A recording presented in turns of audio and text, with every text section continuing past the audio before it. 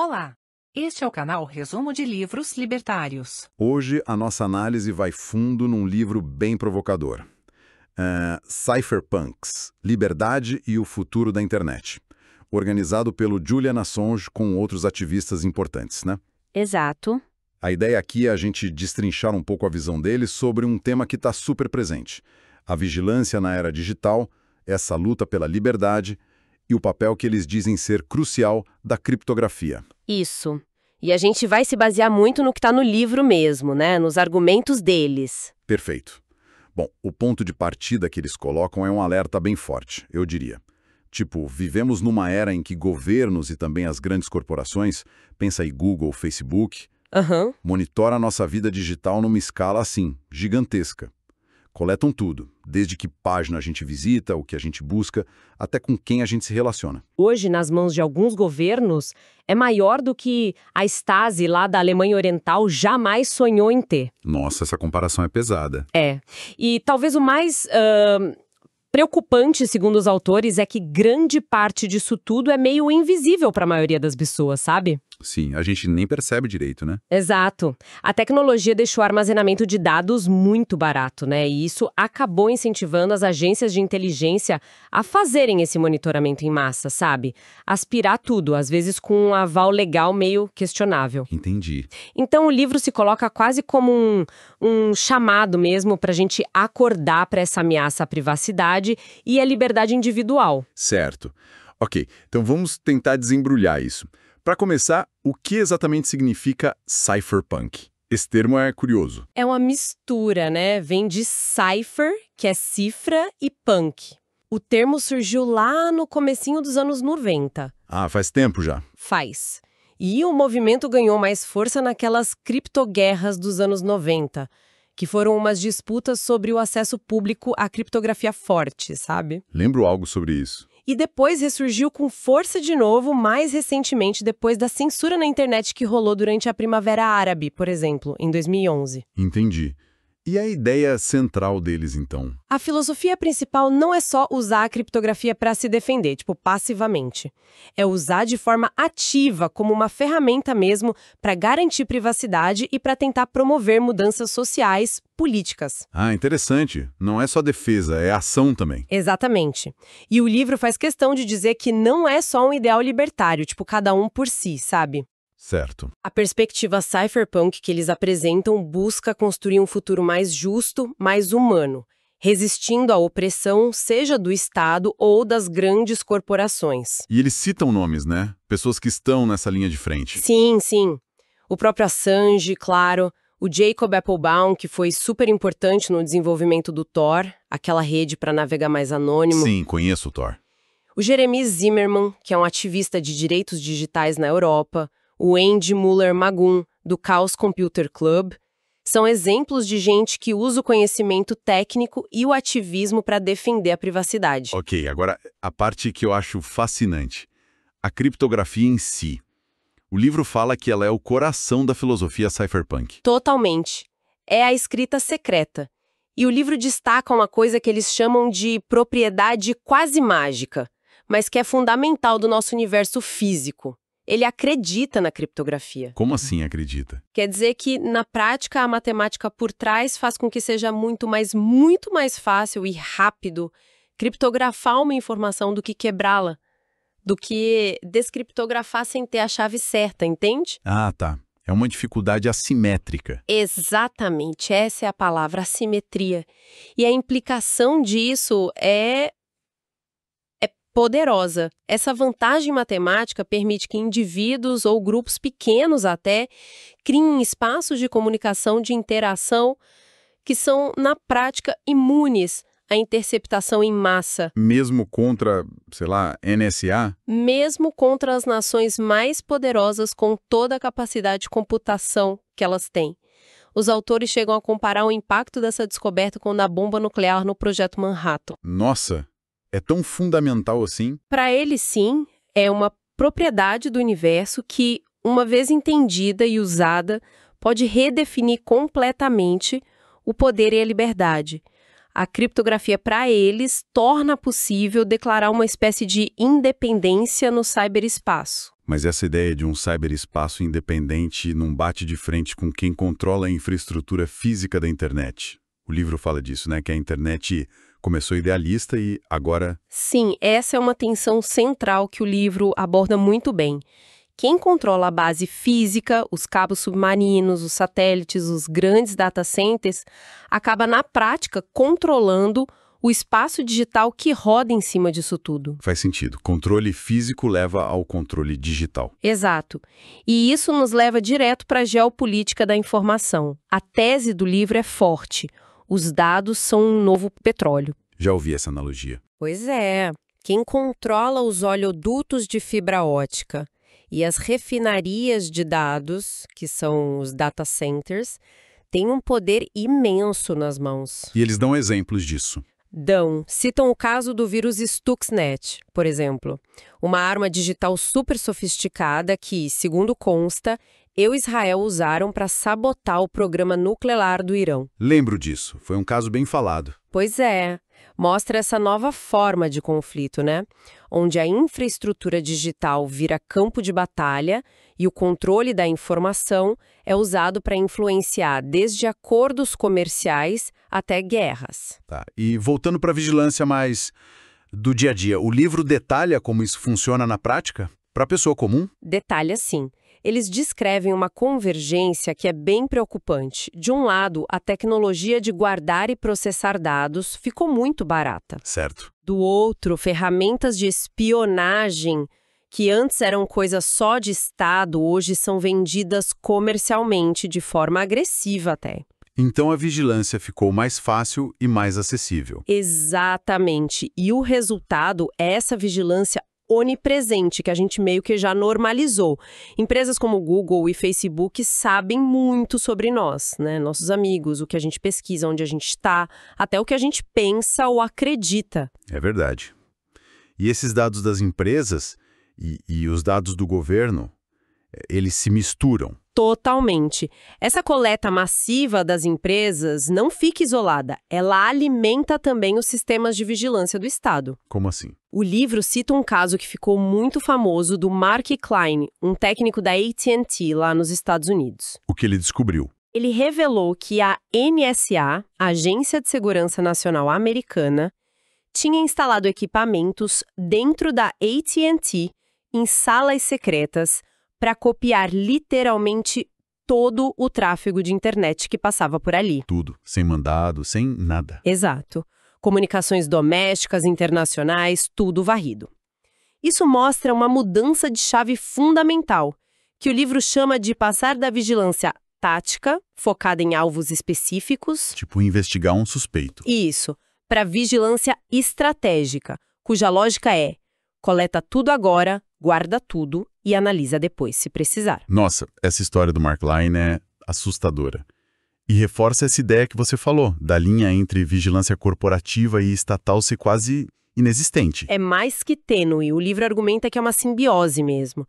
Os dados que a gente entrega, às vezes voluntariamente, às vezes nem tanto, para as plataformas... Para usar o serviço, né? Sim, para ter conveniência, para socializar. Esses dados ficam quase que automaticamente acessíveis para as agências de inteligência. Muitas vezes por vias legais, como umas ordens de entrega de dados que existem lá nos Estados Unidos, as NSLs, que ainda vêm com ordem de sigilo. A empresa nem pode te contar que entregou seus dados. Que coisa. E a linguagem interna que eles usam? O livro fala disso? Cita que o Facebook, por exemplo, internamente chamava usuários de alvos, targets, em algumas estruturas de dados. Pode ser só jargão técnico ou de marketing, pode. Mas nesse contexto todo soa meio... Com certeza. Perturbador, né? E ainda tem a questão da terceirização. Cada vez mais funções de inteligência, até militares, são passadas para empresas privadas, o que borra ainda mais essa fronteira entre público e privado. Nesse cenário todo, o caso do Wikileaks se torna central no livro, né? Como um exemplo de resistência e da reação que isso provoca. Sem dúvida. O Wikileaks, ao publicar aqueles milhares de documentos secretos diplomáticos, militares... Expondo coisas bem sérias, né? Sim, desde fofoca de embaixada até indícios de crimes de guerra no Iraque e no Afeganistão. Eles desafiaram o sigilo do Estado numa escala nunca vista antes. E a resposta veio forte. Muito forte. Imediata em várias frentes. Investigação criminal, usando leis antigas de espionagem, convocação de um grande júri secreto para indiciar o Assange, gente importante pedindo publicamente para ele ser caçado, morto. Tentaram até classificar ele como terrorista high-tech. Lembro dessa época, foi uma pressão imensa. E o livro destaca uma tática específica de retaliação, né? O bloqueio financeiro. Exatamente. Esse foi um ponto crucial e, de certa forma, inovador na brutalidade. Gigantes do sistema financeiro, Visa, Mastercard, PayPal, Bank of America, sob pressão política clara, simplesmente cortaram o processamento de doações para o Wikileaks. Sufocaram eles economicamente. Isso. Foi uma asfixia econômica extrajudicial. Mostrou como o controle desses pontos centrais do sistema financeiro global pode ser usado como arma para silenciar quem incomoda, passando por cima de processo legal formal. É um precedente bem perigoso, né? Muito. E esse episódio do bloqueio financeiro tem a ver com outras lutas que o livro menciona, tipo contra leis como SOPA, PIPA, ACTA? Tem total conexão. O bloqueio mostrou a vulnerabilidade quando se depende de infraestruturas centralizadas. Já a luta contra SOPA e PIPA nos Estados Unidos e o acordo internacional ACTA... Que eram leis para aumentar o controle da internet, né? Com a desculpa de proteger direito autoral. Isso. Essa luta mostrou o outro lado da moeda. Como a natureza distribuída da própria internet pode ser usada pelos ativistas para organizar uma resistência enorme e, em grande parte, vitoriosa contra esses projetos. A rede usada para se defender. Exato. Mostrou que a rede também pode ser uma ferramenta poderosa de mobilização política. Claro que essa resistência não vem sem custo, né? O livro cita o assédio que o Jacob Appelbaum sofria direto em fronteira, sendo detido várias vezes. É um cenário bem pesado mesmo. A rapidez e a força com que a resistência pode ser esmagada. Diante disso tudo, que caminhos para o futuro o livro aponta? Tem alguma saída? Basicamente, os autores traçam duas grandes frentes de batalha, digamos assim, que até convivem numa certa tensão. Quais seriam? A primeira frente aposta no que eles chamam de leis da física, ou seja, na força da matemática por trás da criptografia forte e no desenvolvimento contínuo de tecnologia que proteja a privacidade e dificulte a vigilância em massa. Tipo, usar mais ferramentas como o Tor. Isso. Usar Tor, usar software livre, de código aberto, buscar sistemas de comunicação e até financeiros que sejam mais descentralizados. Certo. E a segunda frente? A segunda frente foca nas leis dos homens, ou seja, na política, na legislação, no ativismo cívico. Tentar impor limites legais para a vigilância, exigir transparência, cobrar responsabilidade, o tal do accountability, das agências e das empresas. Tecnologia versus política, basicamente. E rola um debate ali, às vezes implícito, às vezes não, sobre qual caminho é mais promissor a longo prazo. Confiar mais na robustez do código ou na chance de conseguir reformas políticas e legais. E para onde o livro parece pender mais? Tecnologia? Olha, tem uma ênfase bem forte na tecnologia, sim. A descentralização é vista como chave para evitar pontos únicos de controle e de falha. Eles criticam um pouco essa dependência crescente da computação em nuvem, onde a gente joga nossos dados nos servidores dos outros. Que é um risco, né? Um risco estratégico, eles argumentam. E a ideia de privacidade por design, construir sistemas que já nascem pensando em proteger a privacidade, é apresentada como fundamental. E o Bitcoin entra aí. É mencionado como um experimento pioneiro e importante nessa linha. Uma tentativa de criar uma moeda digital descentralizada, resistente à censura, com potencial de anonimato. Mas o livro também reconhece os limites, né? Volatilidade, os desafios de garantir anonimato total na prática. Tem uma analogia no livro que eu achei interessante sobre a teoria dos germes. Ah, sim. É ótima para explicar a questão da conscientização, né? Exato. Assim como precisou educar todo mundo sobre germes invisíveis, para a galera começar a lavar as mãos e tal. Para a higiene virar um hábito. Isso. Os autores sugerem que precisa criar uma consciência parecida, talvez até um certo receio saudável, sobre a vigilância digital, que também é quase toda invisível. para que as pessoas comecem a demandar e a usar ferramentas de proteção, sistemas mais seguros. Porque senão a conveniência sempre ganha, né? Exatamente. Sem perceber o risco, a gente vai pelo mais fácil. E ao mesmo tempo tem um paradoxo na forma como os estados lidam com a criptografia, né? O livro aborda isso. Aborda. Enquanto os cypherpunks defendem a criptografia forte para todo mundo como ferramenta de liberdade e segurança, alguns estados tratam quase como arma, como tecnologia de dupla utilização. Restringindo a exportação e tal. Sim, através de acordos internacionais como o Acordo de Ocenar, mas ao mesmo tempo pode existir um interesse contraditório desses mesmos estados em manter algumas plataformas populares, redes sociais, apps de mensagem, com vulnerabilidades conhecidas ou até com backdoors secretos. Para facilitar a própria espionagem deles. Exatamente. É um jogo bem complexo, cheio de interesses conflitantes. Bom, então, juntando tudo isso, se a gente tivesse que resumir a mensagem principal de Cypherpunks, qual seria? Olha, eu diria que a mensagem central é que a gente está numa encruzilhada histórica mesmo. A tecnologia digital, principalmente a internet, aumentou de forma brutal tanto a capacidade de vigiar e controlar, Por parte de governos e empresas. isso, quanto as ferramentas que a gente tem para lutar por liberdade, para discordar, para resistir, e as escolhas que a gente fizer agora sobre como regular, usar e desenhar essas tecnologias vão ter consequências enormes, talvez até irreversíveis, para o futuro da sociedade. E a criptografia parece ser a grande peça nesse jogo, né? A ferramenta de equilíbrio, talvez. Ela surge como uma força assimétrica fundamental. Ela dá ao indivíduo ou a grupos pequenos uma capacidade inédita de desafiar o poder de monitoramento de gigantes. É uma alavanca poderosa, sim. Mas não é só tecnologia. De jeito nenhum. O livro deixa isso claro. A batalha não é puramente tecnológica. Ela é, e sempre vai ser, política, social, cultural. Precisa de código, de matemática, mas precisa também de consciência, de organização, de coragem cívica, de debate público. E isso nos leva a uma reflexão final, né? Inspirada no que os próprios autores colocam lá no fim do livro. Qual seria...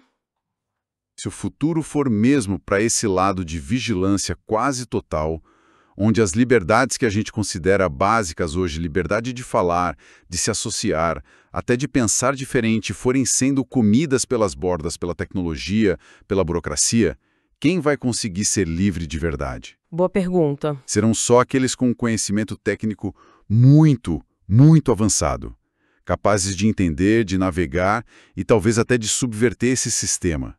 Tipo uma elite high-tech rebelde. Assange usa uma imagem forte, né? Ratos espertos correndo pelos dutos de ventilação da ópera. É uma imagem forte mesmo. Fica essa questão no ar, né? Qual vai ser nosso papel individual e coletivo na construção desse futuro digital que, na verdade, já está aqui? Obrigado por ouvir até o final. Curta e compartilhe. Para mais informações, acesse o site www.catuaba.net.